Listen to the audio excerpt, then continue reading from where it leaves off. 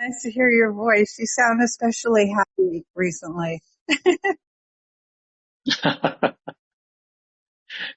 I'm always happy. But that doesn't mean you always sound as happy.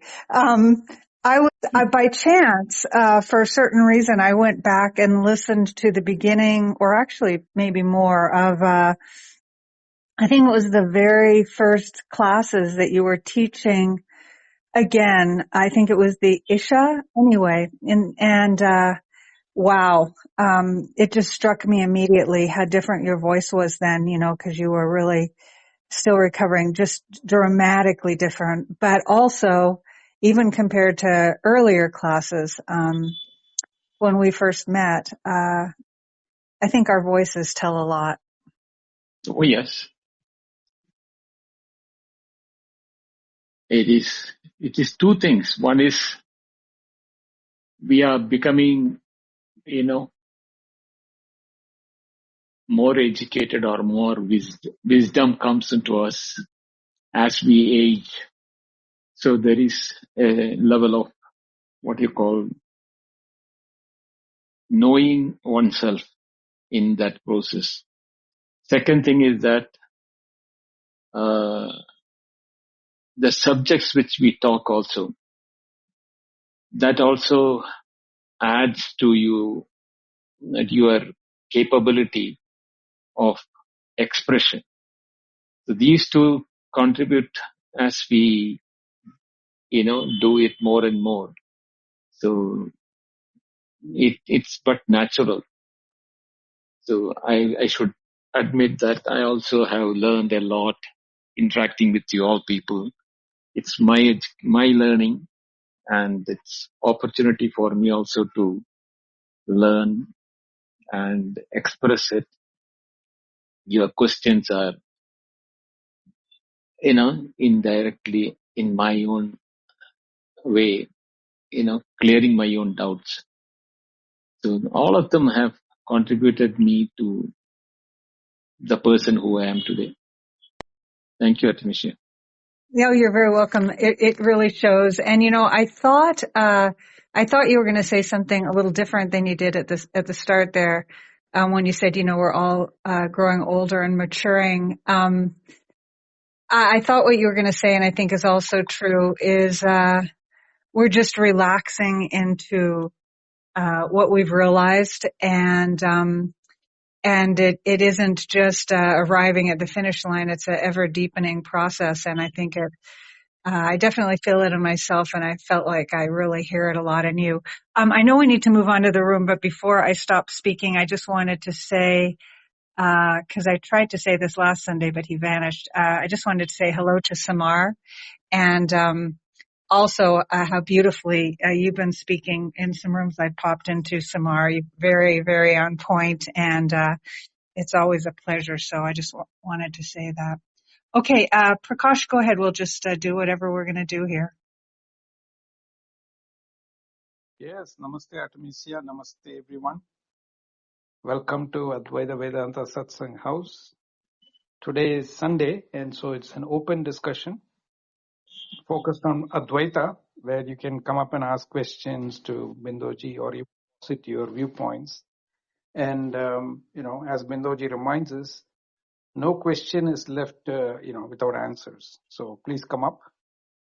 I've also shared the links for the Advaita Retold YouTube channel, and the links from Apple and Spotify, where you can access all the previous recordings of Bhagavad Gita and the earlier sessions, Abharoksha, Anubhuti, and few other Upanishads which have been covered by Bindoji in Clubhouse.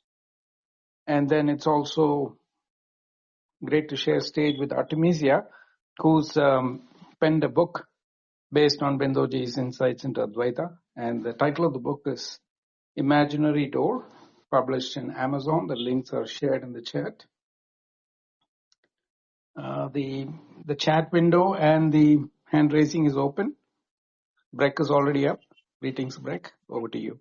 Oh, hold on. Before Breck starts, I just want to add to what Prakash said, which is please don't feel limited. If it doesn't have to be a formal question. If you have a topic you'd like us to exchange a little bit on, or something you want to share of your own experience. I mean, in the old days of Clubhouse, sometimes people even came up and if they were a singer, or they'd written a poem, or they have their own views. You know, some of you may have, get the drift over the last year. So I sometimes do just share my perspective that's a little bit different. And there's some of you who definitely, a couple of you who have very valuable ways of expressing some of these things. So, and when you come up, please feel free if you want to stay. So that we're, as a group, we can interact a little bit, as long as we honor the one-on-ones that are developing with Bindo or whomever. Okay, sorry, I just wanted to make it a little bit more clear how open we are to having a discussion. Namaste, Brick. Namaste, Bindo, and everyone. You said something this week that sort of caught me by surprise. Wasn't expecting it. It was a pleasant surprise, but it left me a bit perplexed, because I really didn't see it coming, especially in these teachings. But here it is. It's that Arjuna knew Krishna. Krishna was his best friend, so they had known each other deeply. Probably shared just about everything with each other. And then he goes into these teachings, and he's having a realization about who Krishna is in a different way, I would presume. That makes sense. But of all the things that Krishna, all the things that he had shared with Krishna, all the secrets probably of his heart, he waited in all of these teachings up to this point this week to question Krishna about his fear of not being good enough to be accepted, to receive Gyan, to receive God. That he was feeling this guilt. And I've felt that. I know a lot of people that feel it. But what is the God that he's looking at? What is the God that he's considering when he's saying this guilt and whether he's qualified? Because it seems to me the God I knew in Christianity is way different than the God that he would know, considering what he would know at this time in history. So that was my question. Good question, Brick. In fact, I didn't anticipate this question when I explained in the last class or the previous class, I think so. To answer your question, Arjuna and Krishna were buddies to the extent that, as you rightly said, between them there were no secrets. And even this, in this Bhagavad Gita, until the 11th chapter, where Krishna shows what we call it as the Vishwarupa, means the universal vision, universal form, or the cosmic form of Brahman in the form of creation. When that was shown and Arjuna saw it, how the creation is really looking like, the creator is looking like. Not only the creator, sustainer, and the dissolutioner. All the things in one. That is the time when all his questions becomes, some sort of, the inquisitive mind stops. Am I a fool to ask these questions to a person who knows everything or who is everything? That type of a thing comes in Arjuna only in the 11th chapter. Till then, he keeps on every chapter beginning or during every chapter, he has some question or other, still considering Krishna as a buddy. Even when he was giving all this knowledge from the second chapter, third chapter, fourth chapter, up to the 11th chapter and all, Arjuna's attitude was not Krishna as a god or, an avatara or a god in persona to guide him. That is why Arjuna's questions were more from a human level, asking a person of higher knowledge, that's all. But never looked upon Krishna as, the Brahman in person or the complete God or the total entity in the form of a representational person. So that is why the question of Arjuna is still treating Krishna as a friend only. Slightly after chapter, he gives him slightly more importance because the wisdom which flows from Krishna was something which he was hearing for the first time from Krishna. So that way he develops an appreciation more and more on Krishna. That is how the picture is all about the relationship between Arjuna and Krishna. Got it. Beautiful, Bindo. Thank you. Thank you, Breck. Namaste, Sahil.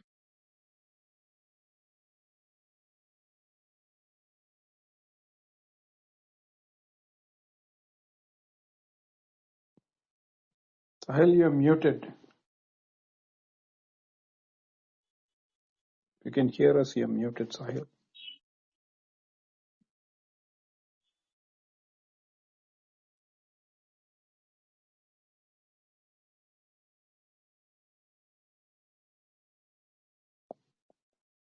Am I audible, Binduji? Yeah, you are audible. Okay. I think Sahil has to go down and come up again. Yes.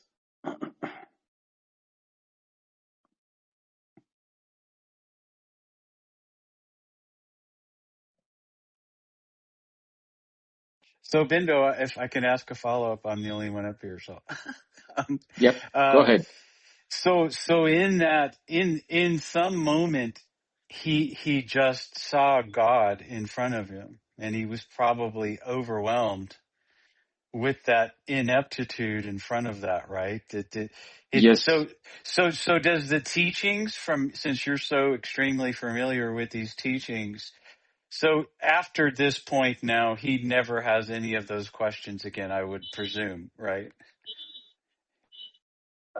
He doesn't have questions of the type which we are hearing in the early chapters of Gita towards that, after that. So that is why his approach is different in the sense that, sorry, just a minute.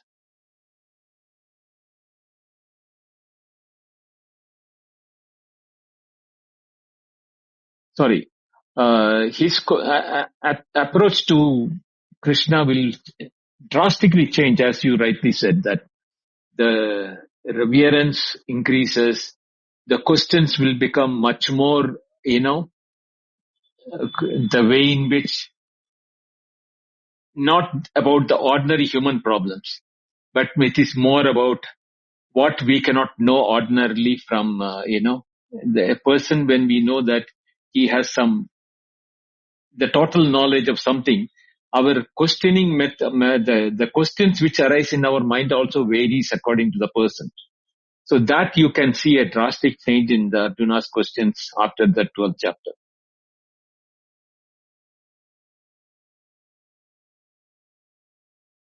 Thank you, Breck. Yeah, thank you, Bindo. And I just wanted to say too that what you said about growing in wisdom and appreciation as we grow older is just a beautiful thing. So, yeah. Thank you.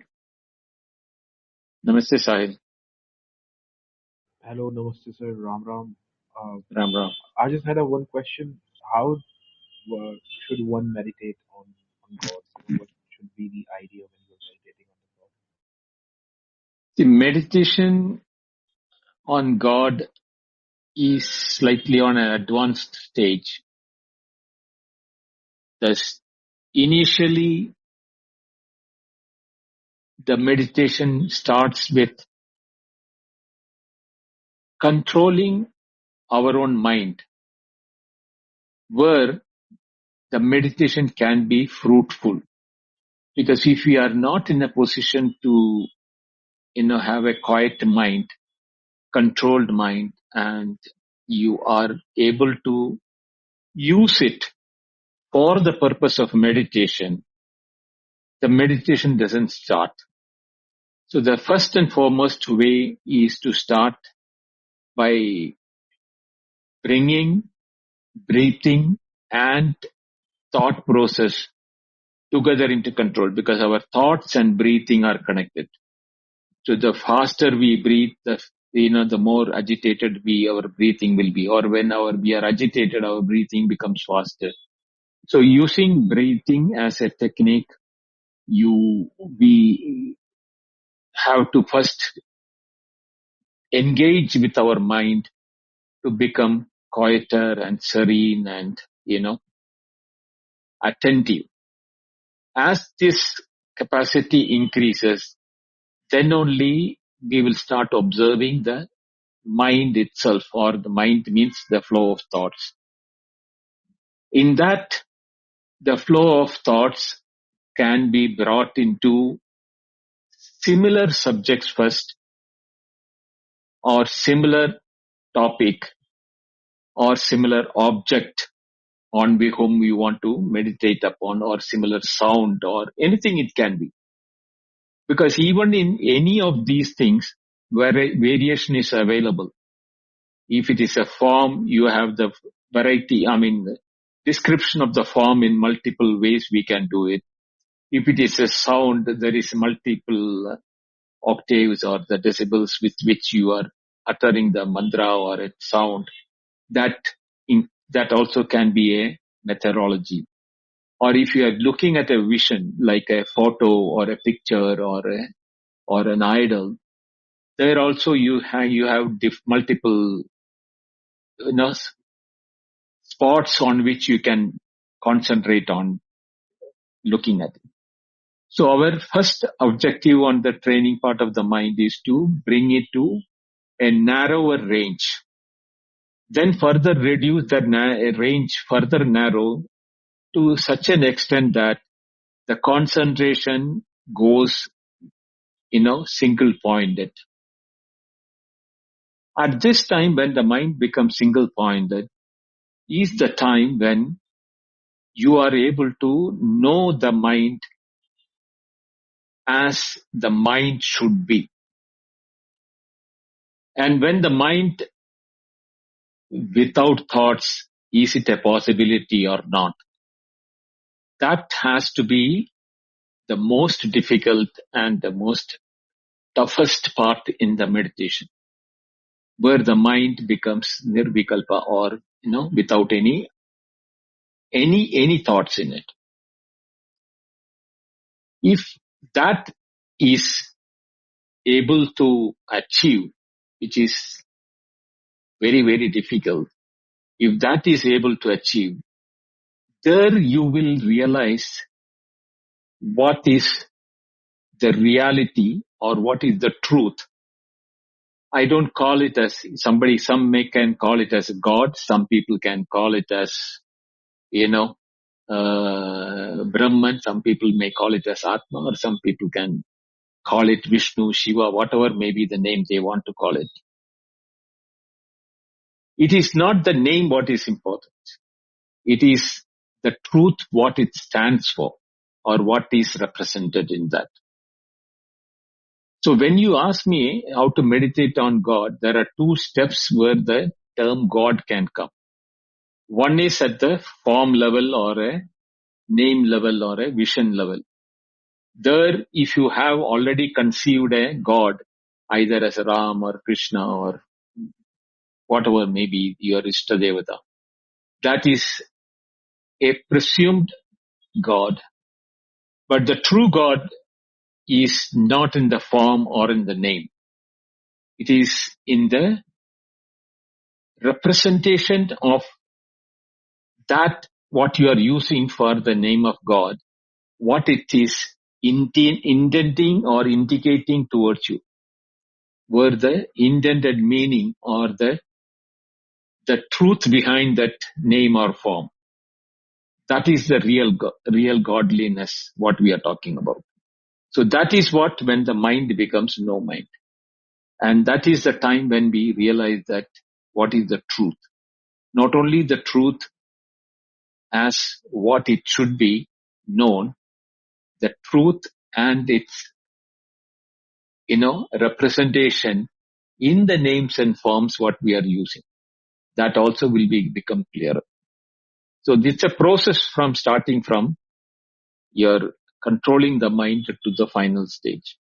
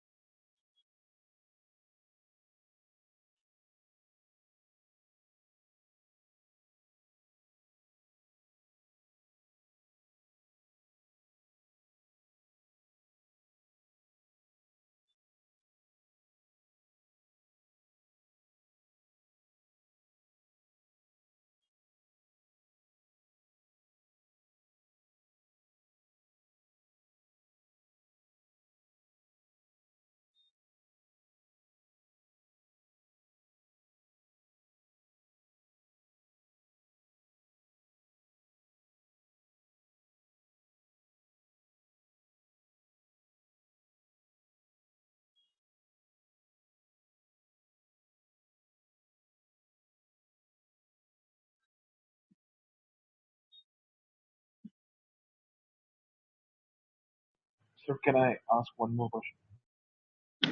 Yes, please.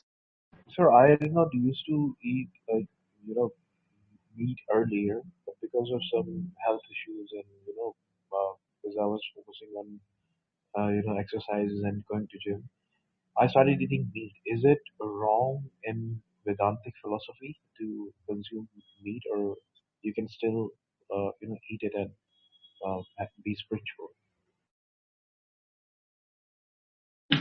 See, the food what we eat is what controls our thought process, our mind and our behavioral pattern.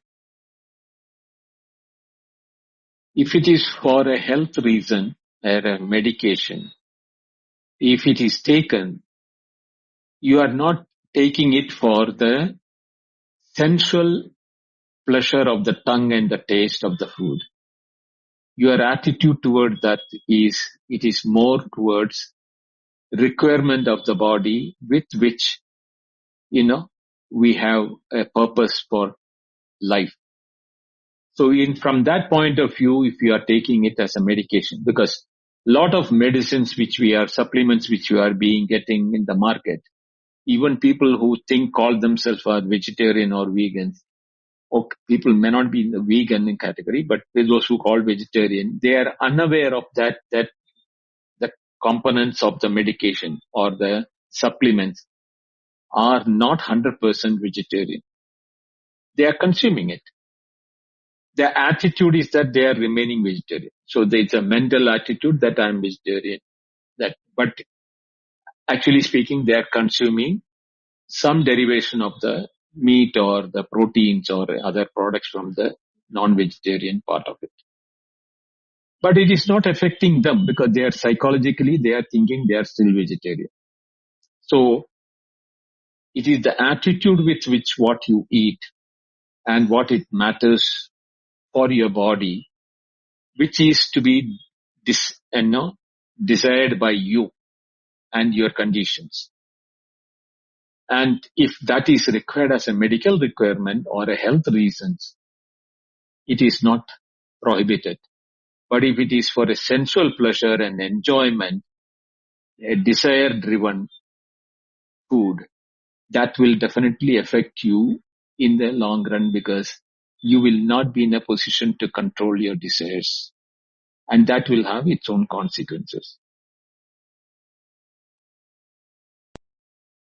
Thank you, sir, for the reply. Thank you. Thank you, sir.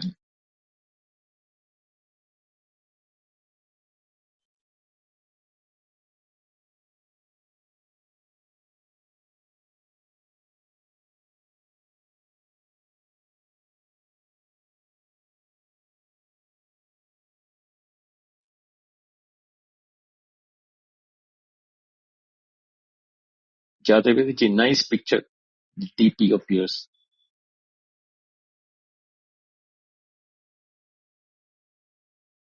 Namaste, Sushil. Benazir Pranam. Pranam. Is there any difference between Yogagni and Jnanagni?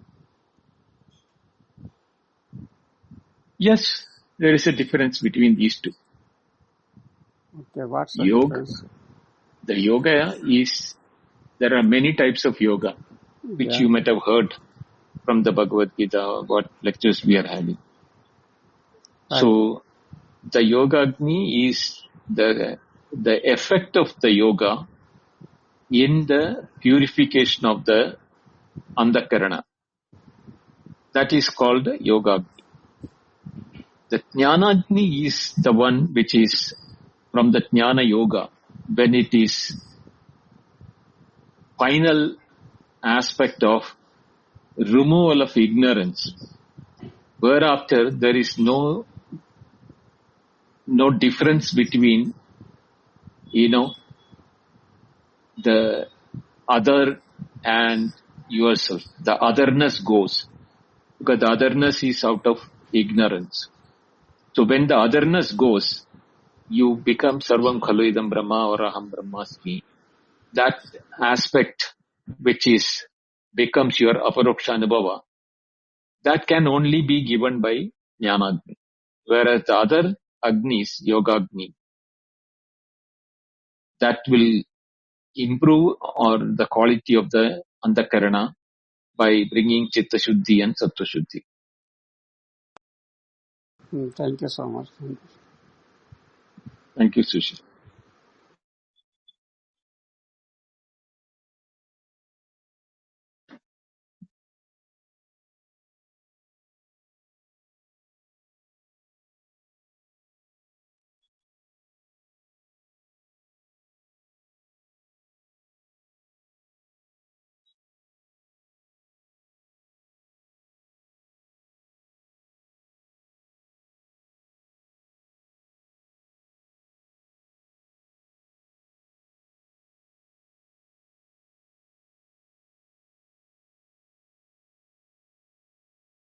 Indoji looks like nobody has any questions. All the doubts are clarified. Or they are hesitant to come up. I'm sure there are interesting points of discussion.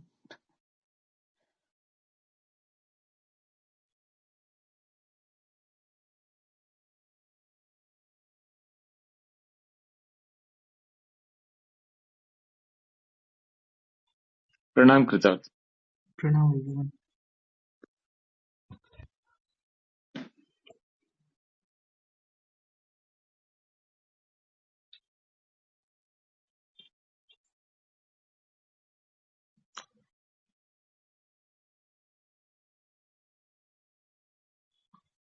Why आप is it unmute है, कुछ सवाल है तो पूछो. I mean, you have anything?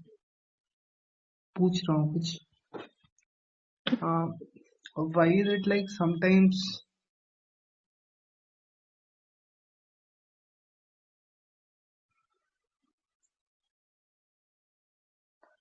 like we talk about both and then comes like this physical body जो experience कर रही है, what it experiences, like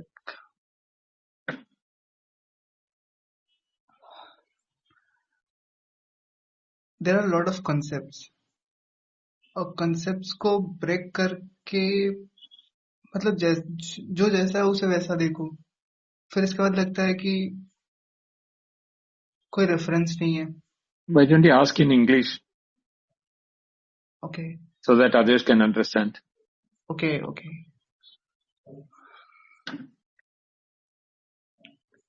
Question is there is this framework I did go through where it says that ki Acharya Prashant, okay, so it says that ki witness is another pointer to the ego itself, and in that framework he talks about ego has intent which comes from within yourself itself, within you only, and the change happens with right intent.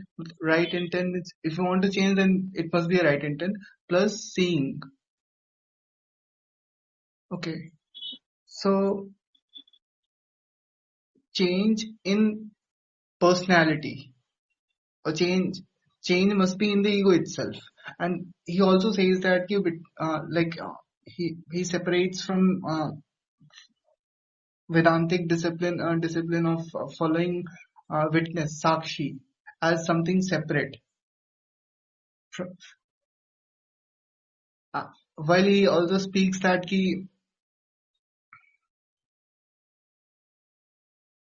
your Sakshi is the ego, and when he also talks about the ego as an error, and then he says that while I attended Gita courses and all, I find I did got him mentioning that realizing that ego is irrelevant, like it doesn't. And then he gives this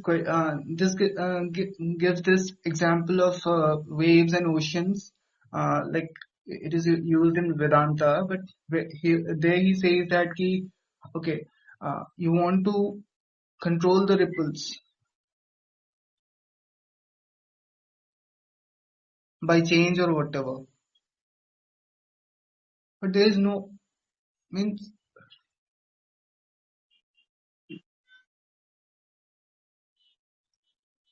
Kritarth, and as far as your question is concerned, from that itself I am very, very, very clear that you have not understood Acharya Prasad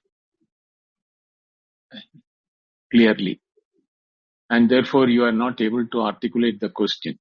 Second thing is that I am not an expert, or I have never heard what Acharya Prasad has taught. Actually, I've seen his pictures and the references by others, but I myself has never was interested in listening to his lectures, because it is not pure Advaita what he is talking about. So it was never of interest to me.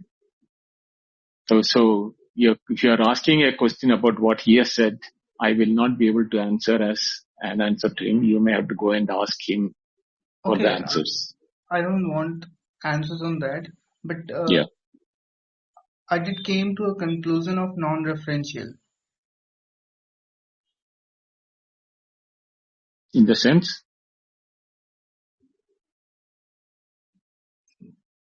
Non-referential as in, in a sense, if something is, okay,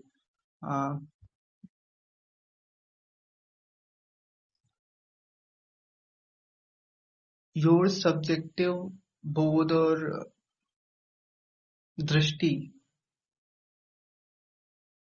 is totally non-referential. Means if you're in deep silence while talking, there is two phenomena happening. Like it is still, but it is also there are ripples.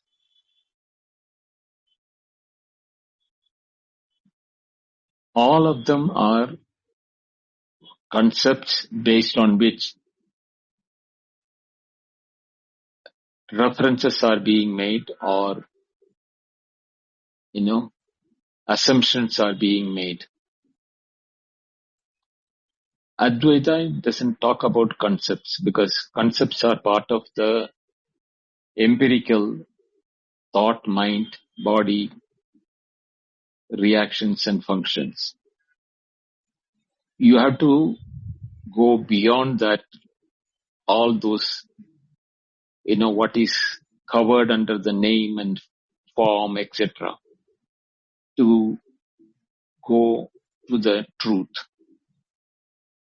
In fact, Advaita doesn't call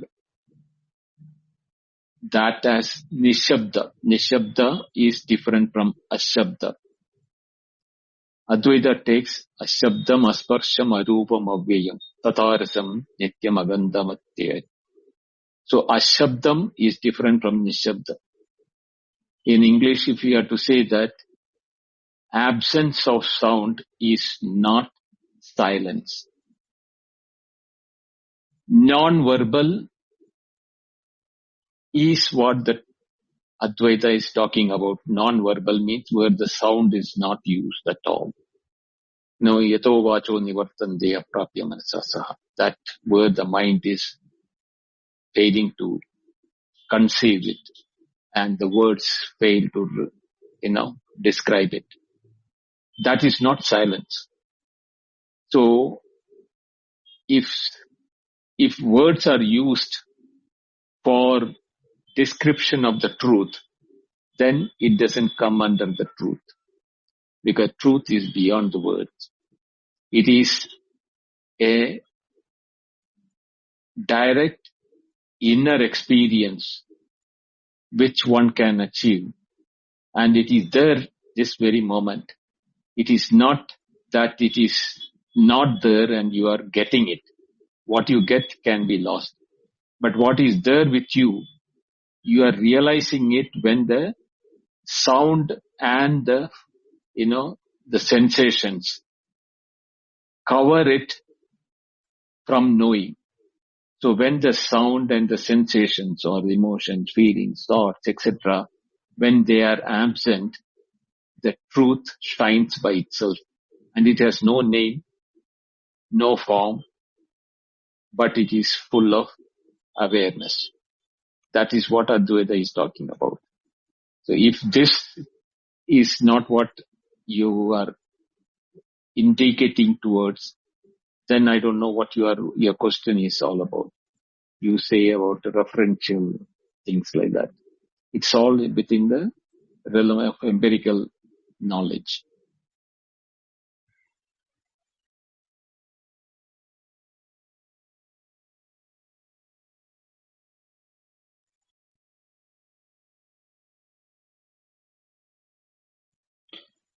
Okay.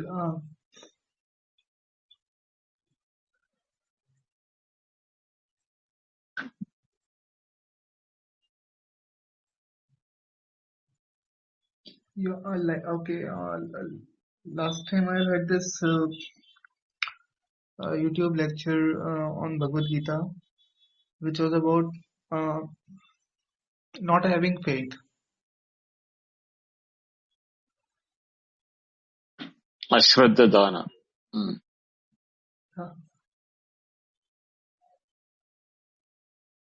Yeah, go ahead. If I'm not having the faith, then how to remove that? Faith has to come from the quality of mind. And for that, preparation of the mind is important. Because faith is a reaction of the mind, and it is based on understanding on which you need to develop faith. So if it is a teacher or a teaching from Shruti, if you want to develop a faith, you have to be mentally attuned to that there is a what you call a teacher or a Shruti, which I need to understand before accepting or rejecting. That itself is the beginning of the faith. And when you start accepting it, you start internalizing it, what we call it as inward journey. That inward journey, nobody, even the teacher or the Shruti cannot come. You have to do it yourself. There, the teacher and the Shruti can only give you the direction, but the journey is your own. That will be the one where the faith becomes, more what you call concrete and fructifying. Inward journey as in? Inward journey means what you are not, it is neither used by the mind or the sense organs to see the world of objects outside. It is to know the subject who knows the world of objects. It is to know the subject means that is the inward journey. If you are looking for objects or the phenomenon world outside, it is an outward journey.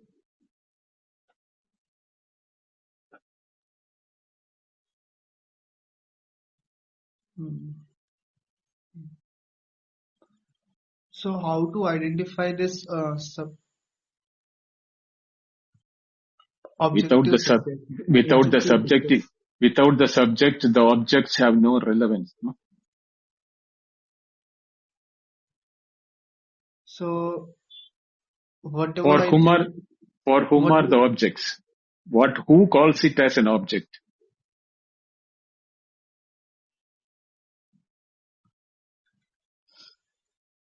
For whom it is an object.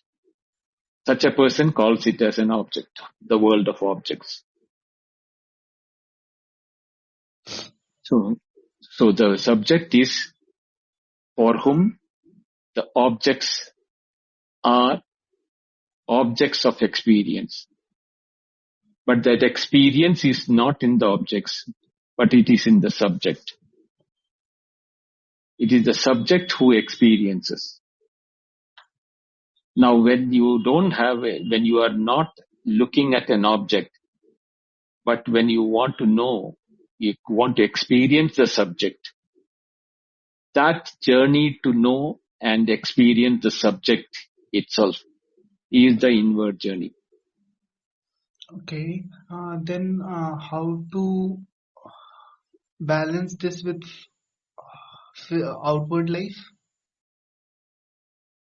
The outward life will become different when the subject is known. Right now, the subject is not knowing who the subject is. And therefore, the outside world is assumed to be of certain value and, importance. So that value and importance will become different when the subject is known.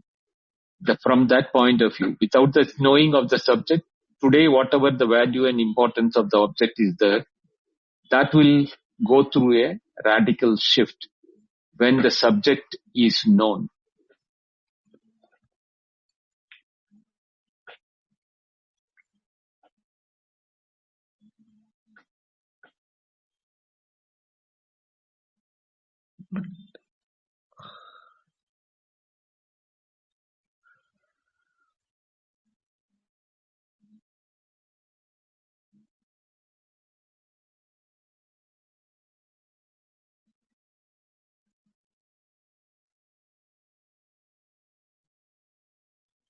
Kritar, you don't stress yourself or overstrain your mental capability because you will not be able to control it.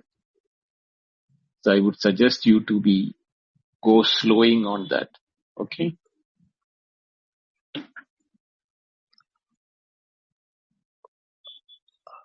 Okay. When I say something, for a moment for now, okay, when I entered this room, and I encountered something.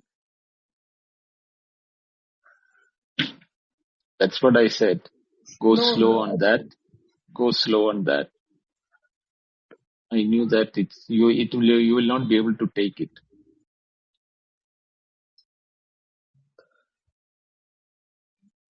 so it's all non-dual. Then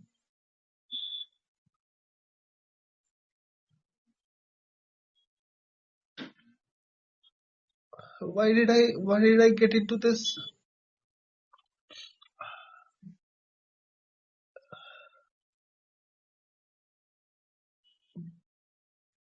So ego comes again, maybe. Yes.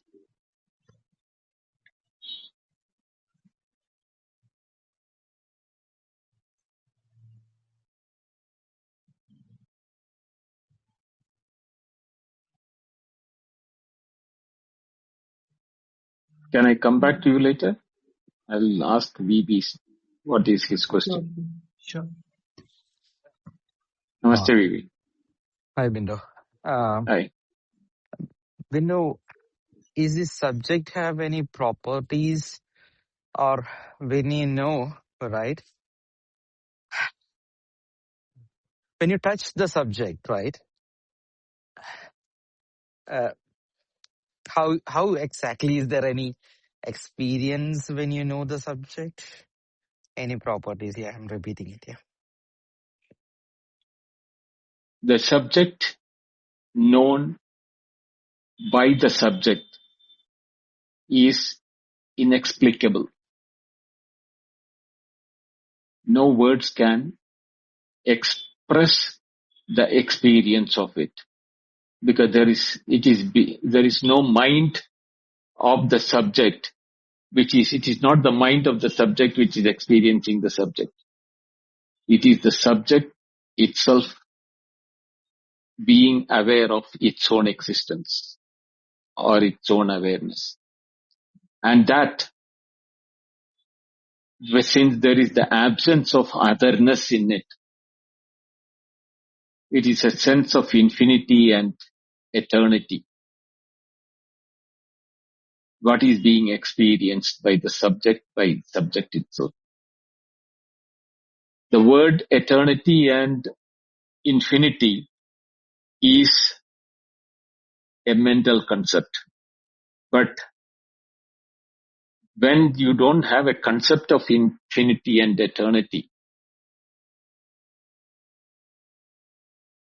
you cannot use even those terms. Because then, if you are using the terms, you are bringing down the subject to the mental level. But it is not that the subject is absent. It is the subject which is, when present and uses the mind, the empirical world is experienced. And the empirical world also is limited to the 5 sense organs. And we have no experience of the empirical world beyond the 5 sense organs. And the same 5 sense organs either gross in the outer world or subtle in the inner world as a dream or hallucination or imagination or daydreaming. But it is the same 5 aspects of experience of the sense organs, what is extrapolated also as subtle. But both the external and the subtle experiences are experienced at the mental level by the subject. So the subject is different from the mind. So when the subject is being inquired and we are looking inward, that by the subject looking towards itself, it is an experience of the subject of its own isness,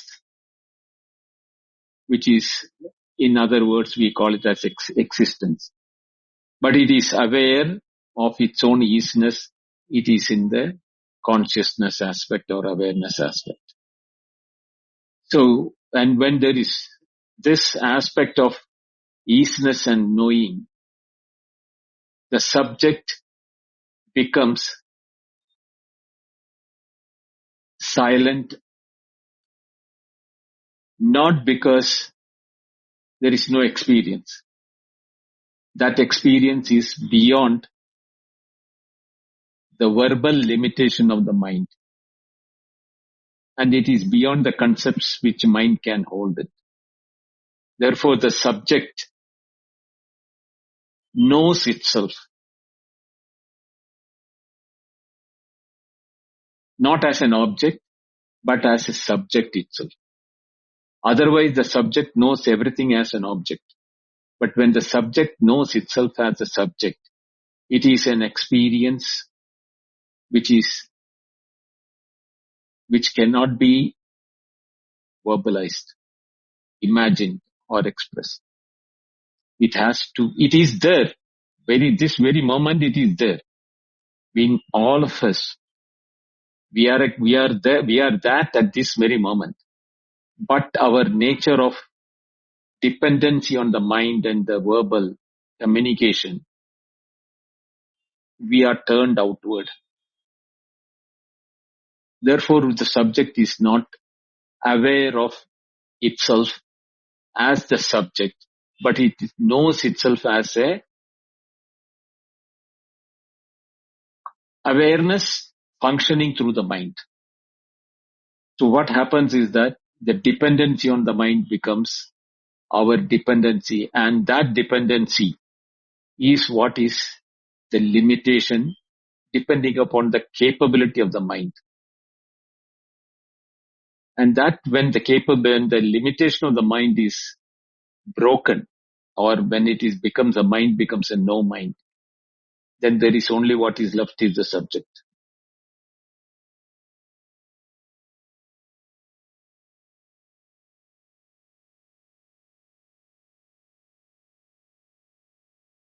Thanks, Bindu. Yeah. Um, Bindu, if I experience that, which I can't explain,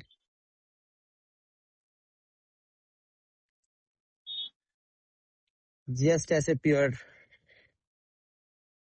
darkness,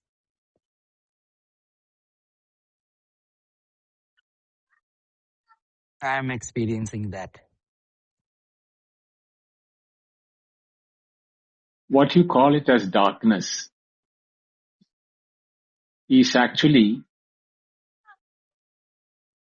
like the sun in the space with no stars or planets or not even a speck of dust in the space. For the sun, it will appear to be darkness everywhere. But it's being the sun, it has all the potency to illumine anything which comes in it. But the absence of the other one, otherness, or even a speck of dust being absent, the sun feels that there is nothing to shine or nothing to be illumined. Therefore, it may call as darkness, but actually it is not darkness.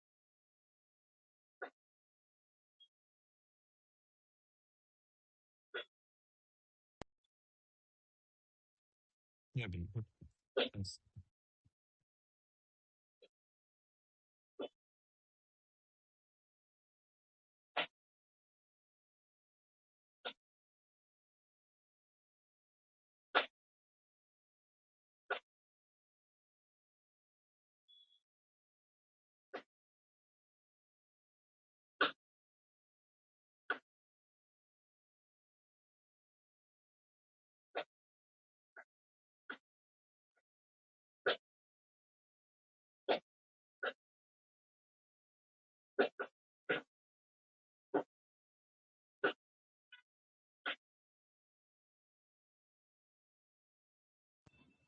But sir, I have one question.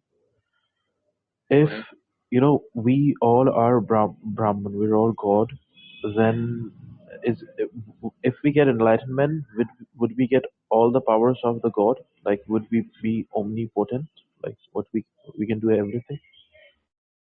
Who says you are not omnipotent now?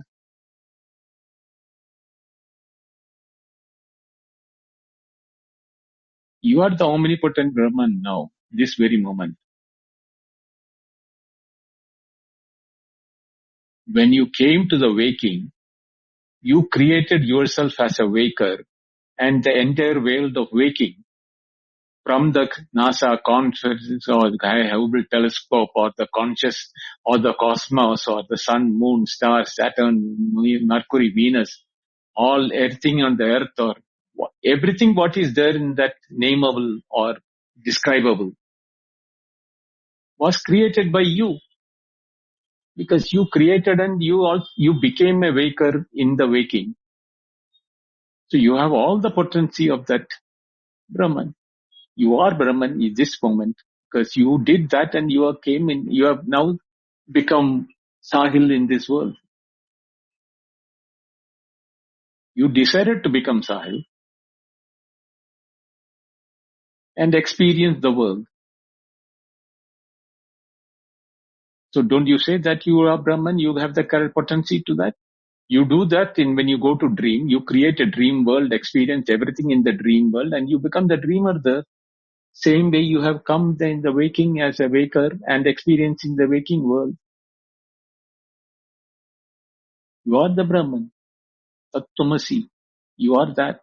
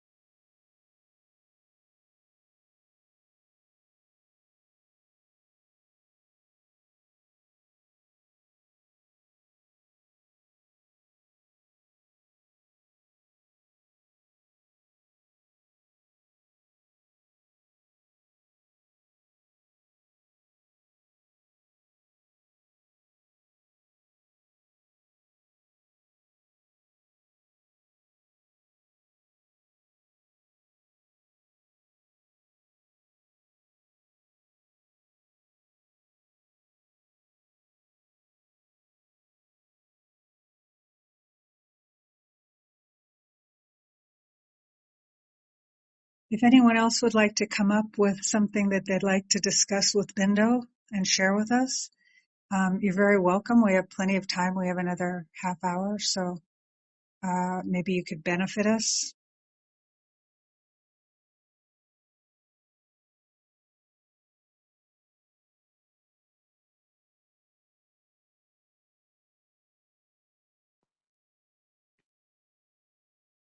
Bindoji, I have more of a revisit question because we have discussed this in depth, but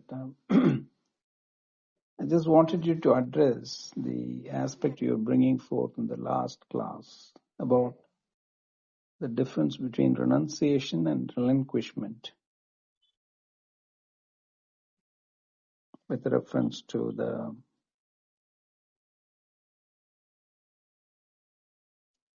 one is with reference to the Shraddha, and then the other one is the sannyasa. See, as far as the definition itself is very clear. Relinquishment is with an option to take it back, setting aside. Whereas renunciation is once and for all, you are done and dusted with it. And then there is no looking back, or even in the mental level, you are not going to entertain any memory of that. From the point of view of renunciation, there is absolute state of, we can as well say that it's a state of non-existence of what you have renounced, or from your point of view. Whereas relinquished things, you are relinquishing it. I relinquished it for 6 months or 1 year, 6 years. You can say that, but because in the memory you are still holding it. Therefore, there is a chance that, you may revisit it. So that should not happen, because this is when the Shraddha is, or when the, devotion to the decision which you are taking, whether it is renunciation or a path which you want to travel, or a method with which you want to lead your life. Once you are taken with this as a devotion, whatever the hindrances are there in the path or in achieving that has to be renounced, not relinquished. It is not that you take it back again, because you cannot achieve that your end without, doing away with the obstacles once and for all. That is why the difference between these two are more of a epistemological approach, by which you make this decision with the full knowledge that you are not going to tread that path again. Then only it is fully successful.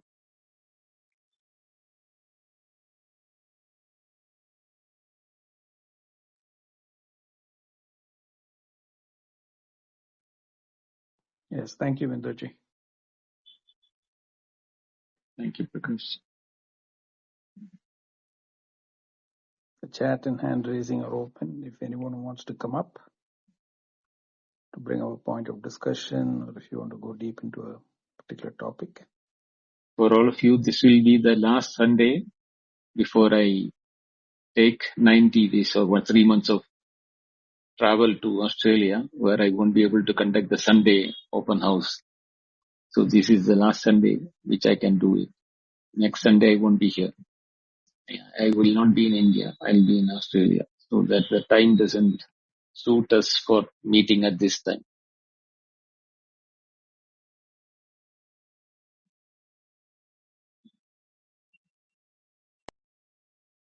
Vindoji, since several of our regular clubhouse members and people who come and attend the sessions are here, maybe you can give them a kind of timeline of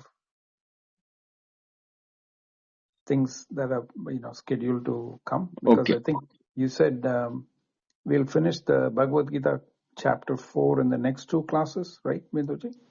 That's right. Monday and then, Tuesday I'll be finishing the 4th chapter, and I am not planning to start the 5th chapter immediately. Since I'm traveling on Saturday, I need to wind up and pack up things. So I am taking a break Wednesday, Thursday, Friday for that purpose. And I'll be reaching Australia on Sunday night, Australian time, 10 o'clock. So that Sunday is gone, and I don't want to start immediately. That week, I may not be able to take any class. But for after the week after that, Monday, Wednesday, Friday, Indian time morning 6:30, I'll start the Gita 5th chapter 3 days a week. But Prakash and Yash, they have decided to play recorded, replays during the standard time. So those who want to maintain the habit of coming to this room can listen to the replays, which will be paid by Yash in this room.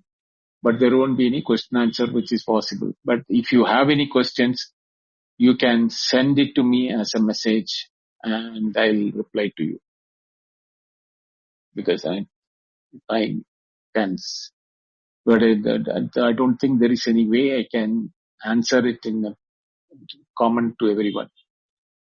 I don't know. I think it's in the club, in the room. I don't know. Prakash, you must be able to help me. If somebody puts a voice note into the room, those who are members only can do it, isn't it? Yes, Binduji. Yes. If that way, if you are doing it in the members, if you post it into the room thing, and my answer will also be, I can put it as a voice note to the answer to that question. Otherwise, it will be in a one-on-one. Pardon? That option is available. So in the chat, if somebody puts a text message or a voice message, you can respond to that, and everybody in the house, members of the house, can see it. Right? Right. Yeah. So that will be a good option Right. as we revisit chapters 3 and 4. Yes. That's what the plan is like as of now. So 2 more classes, Monday and Tuesday will be there to finish up last 2 verses of chapter 4.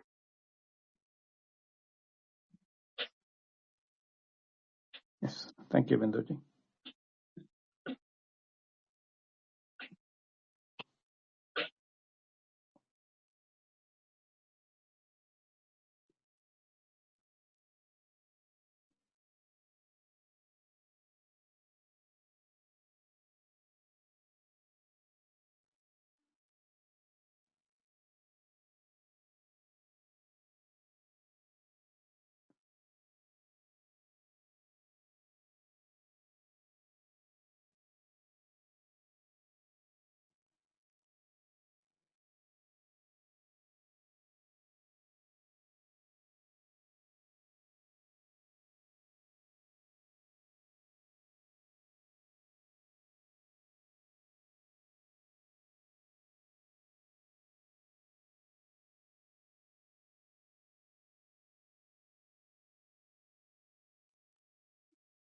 I want others to come up, at least discuss between among yourself, like how the rooms used to be. It's not that I should answer all the questions.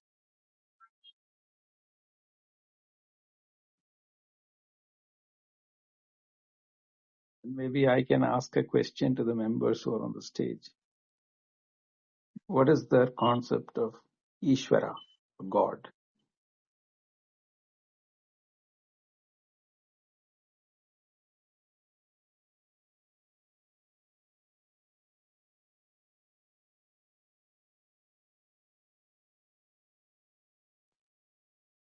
Or to the members in the audience, since Bindoji suggested that we can have a discussion.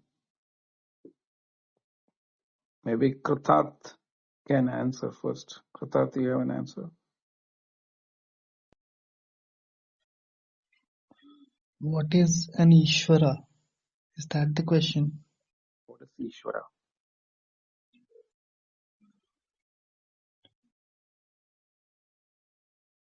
Okay.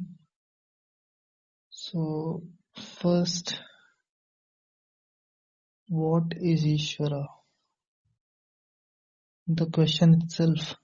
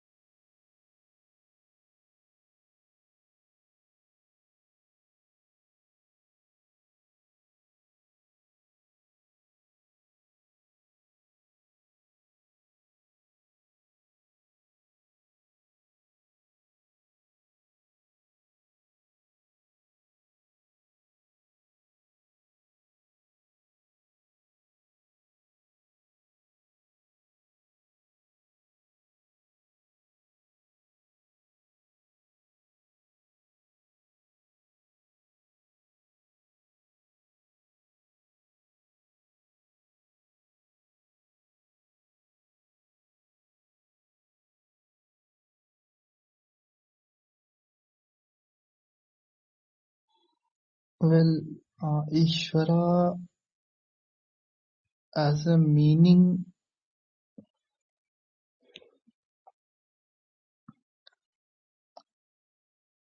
or giving meaning to Ishvara.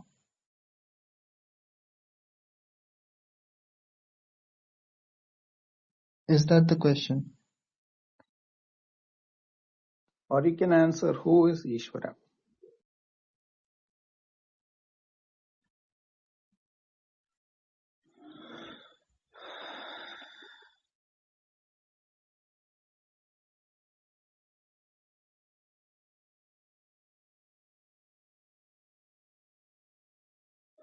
Okay, from a perspective from which I project, Ishvara, first I want to focus on the word itself, Ishvara, which states I and Swar. It's what I can do for now because I haven't gone through the phonetics of it. But I can look at for that now. I and Swara. And I could be at per projected understanding, it could be aham,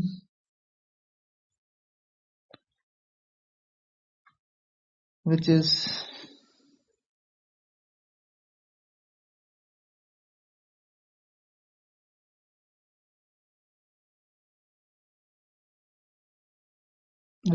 like if using equations which are mentioned in I would refer Brihadaranyaka Upanishad for Yajurveda, from Yajurveda, which says Aham Brahmasmi. So as per that, there is no difference in between Aham and Brahmasmi, or even the conceptually.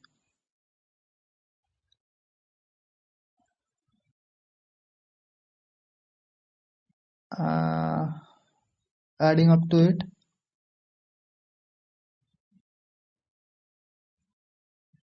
the Swara itself says that Swara contains the whole word itself, Ishvara, using the logic of sets and subsets and all. So there is a paradox which I did go through,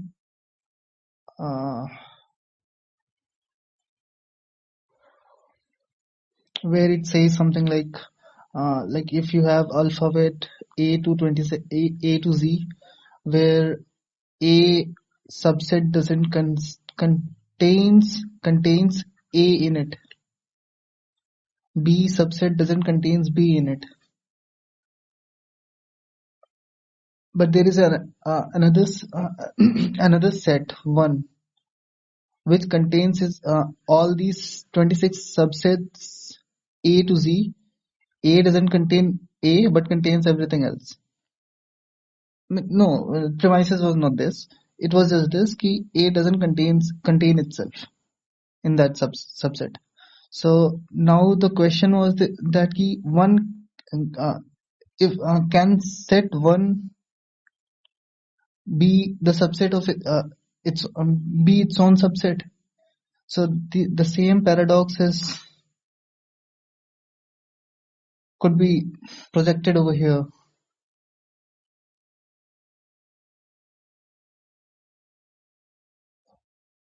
The term Aham Brahmasmi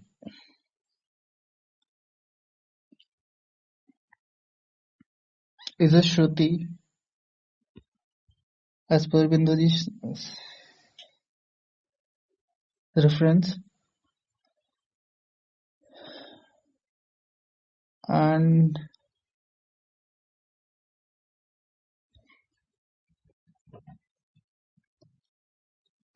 as even he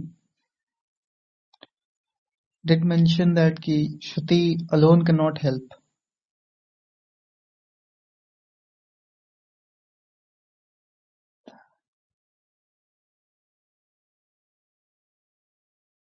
So Swara and Ishvara. The Swara is containing Ishwar itself, and whatever the words which I am uttering right now, they seem might different in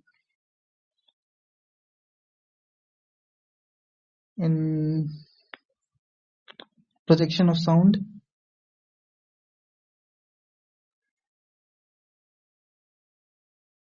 but in a way that that whatever those projections of sounds are Swara itself.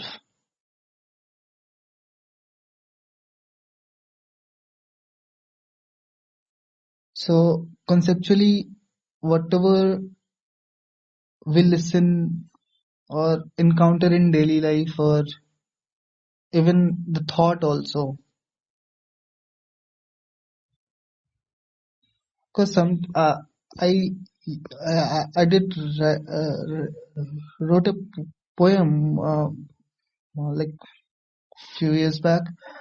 I did go through that. There was this statement which I found very like rigorous in a way, where I used to believe that ki knowledge and ignorance are the byproducts. Like if you completely remove the ignorance, then you will not get the knowledge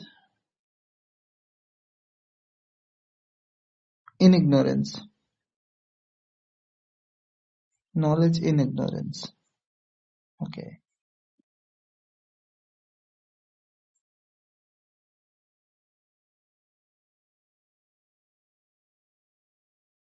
Actually, from a contemplation or maybe a reflection, that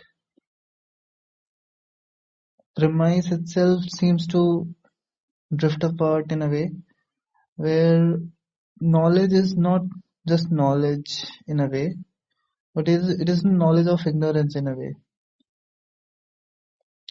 And ignorance is the ignorance which traps the knowledge. Like knowledge in ignorance.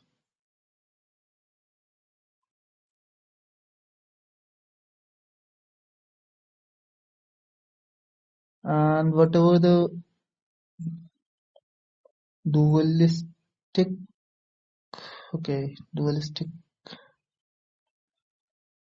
no.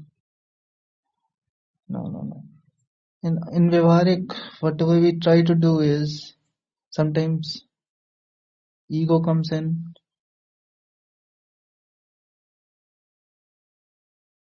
which is also called as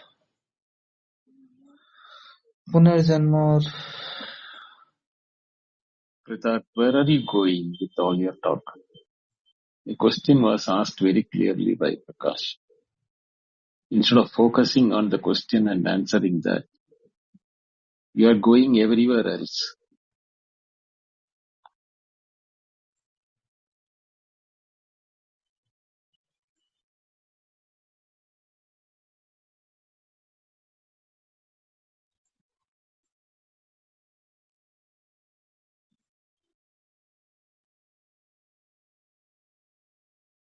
okay, I need a context for Ishvara term.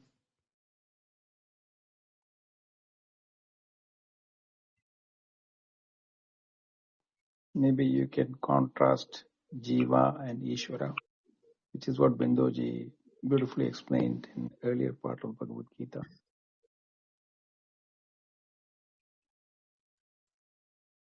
Jiva and Ishvara. Jiva is the Prakriti, J- and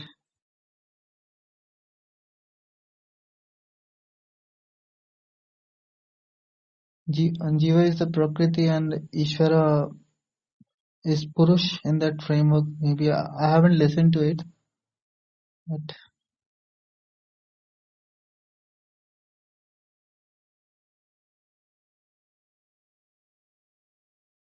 this is my just conceptual thinking about it. Thank you.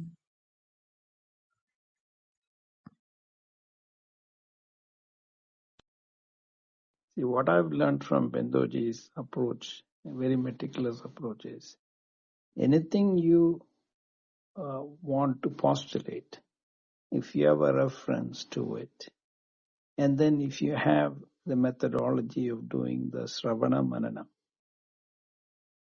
then the outcome is a constant insight of that Nididhyasana. And this takes away the wavering mind with various concepts and brings it right back into focus, which is the first step in quietening the mind. And then that quiet mind now can deepen the Sravana. Because the first time you listen to something, you have an interpretation of it. But when the mind is quieter, and when there is a listening through that quietness, the insight also is going to be deeper. And the stability of that is going to open up certain ways of realizations which takes you into clarity, right? So I just brought in the concept of Ishvara because Bindoji beautifully defined those as the Jiva has having Janmas and Ishvara is an avatara. Ishvara's representation are all avatars. And so if you go deep into that space, there is a lot of interesting things you can do manana on. Right? So that's why I was asking. Maybe Bindoji might be able to correct us and give us a little bit more insight into that, Bindoji.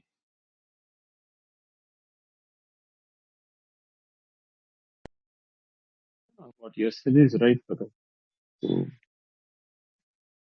first of all, when we need to have a focus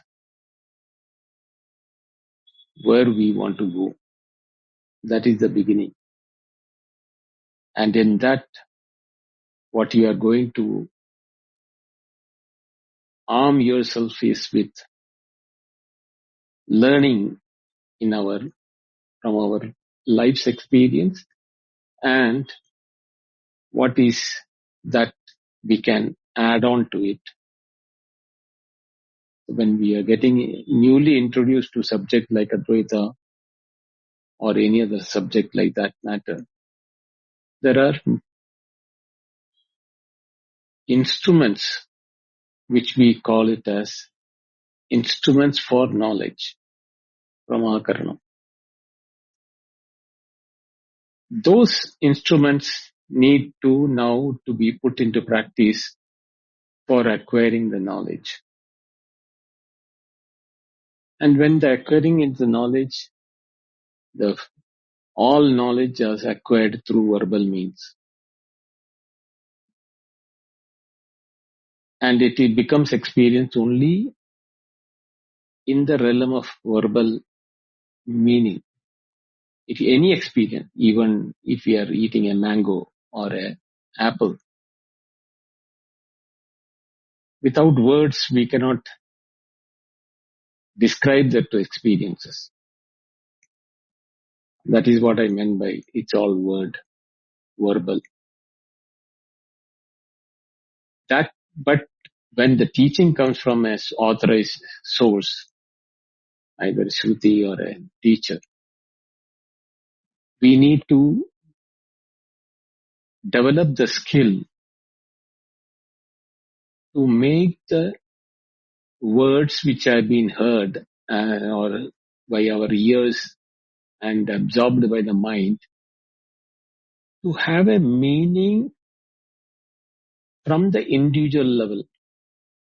It should matter to the individual. Otherwise, that knowledge will become information.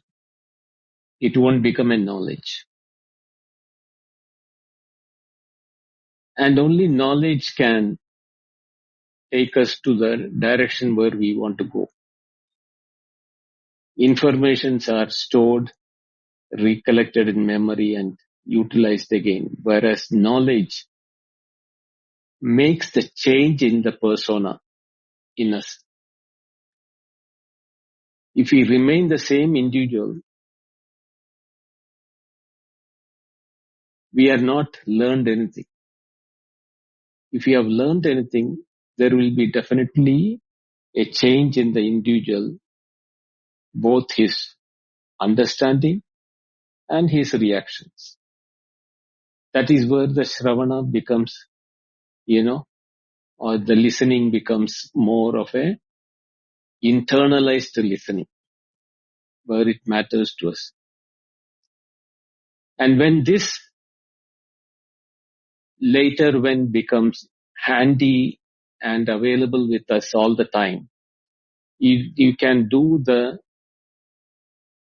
analysis of what you have learned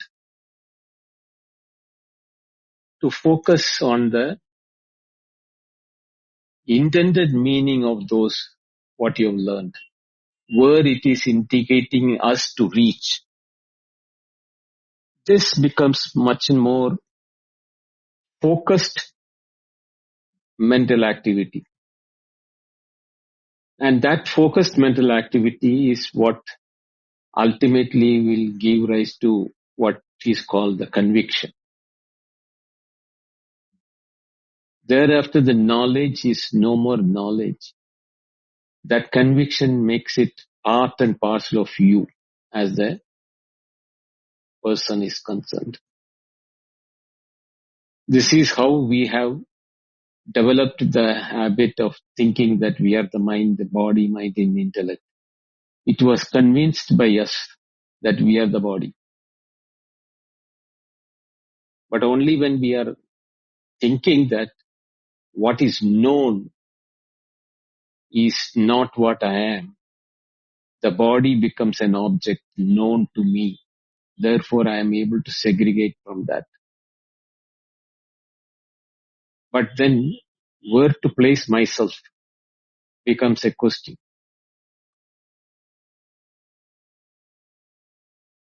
All known objects can be categorized into one category called objects other than me. Then what is me need to be known? Or is it possible to be known? The question can be asked. But at the same time, we cannot say that I do not know myself. I know myself, but not as what I am to be known actually. I know myself as what description I have given to my body, relationships, etc. But that is not what I am. So the conviction what has to happen is what is that real I or the true I, that when you get the conviction that you are not the body but the knower of the body, that is the time when the journey really starts. Until then, it is all process. Thereafter, the journey, as I always say, is a lone journey. Because into myself, only I can travel. None of my known objects or even the teacher who taught me cannot travel with me. I have to do it myself. This lone journey, and when you get convinced what you are in that path, is what Upanishad says Aham Brahmasmi. But then quoting the Upanishads and telling that Aham Brahmasmi is not what is, it will, as every knowledge will change you, this knowledge also will bring a change which cannot be explained, which cannot be described. It has to happen. But to the person who it has happened, he cannot explain it. He can only say that how he did it or what he did for it. But he cannot tell what it is, because that is not his anymore. The individual is no more there. Therefore, he cannot say it is his. So this is the Shravana, the method, or everything which Prakash was asking me to explain.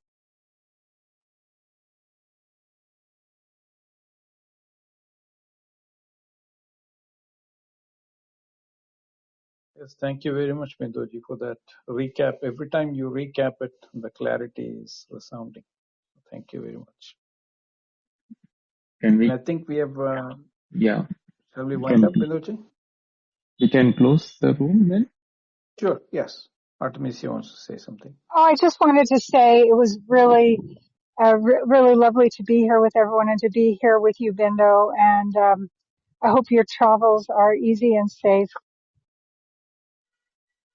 Thank you, Atmisha. Thank you for your lovely words. And it was pleasure and happiness for us, you to be here with us, as always. Over to you, Prakash. Okay. Thanks everyone for coming. So for a few months now, this will be our last Advaita open discussion room with Binduji. We will continue with Bhagavad Gita for the next 2 days, Monday and Tuesday, at which point we would have, Binduji would have completed chapter 4. And as he had mentioned earlier, he's going to take a break from the classes and because of his travels to Australia. And after he has relocated and settled down, we will resume the classes.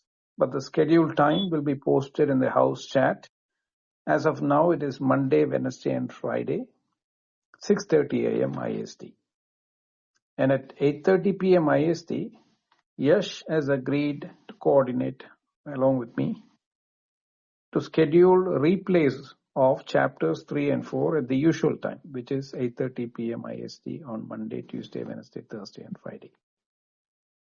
And if you want to catch the replays, as always, you can access them in Clubhouse, or you can go into the chat and access the Advaita Retold channel that is shared in the chat, or you can go to the Apple, Spotify links. There is also the link to Artemisia's book on Advaitic Insights from Binduji, titled Imaginary Dome. With that, thank you all for coming, and those who came up and asked questions and discussions. And always thankful to Binduji for holding this space. Over to you, Binduji. Thank you, Prakash. Thank you, Atmisha, Brett, Kritat, we and Shahil who came up. And one more suggestion, Prakash and Atmisha, if you want to do the Sunday open house, please come up and do that. But I won't be able to do because of the time gap. Otherwise, if you both can, assemble and discuss these things, please do that. So that it should not depend. It should not be dependent upon me for an open house. Open house has to be an open house. But I leave it to you both because you two have to moderate it. I won't be able to be the part of it. Otherwise, as Prakash has announced, we'll meet tomorrow and after tomorrow. And after that, the open house will be in the month of August, towards the end of August. All going well. See you all. Hari Om. Good night. Good night. Hari Om. Okay.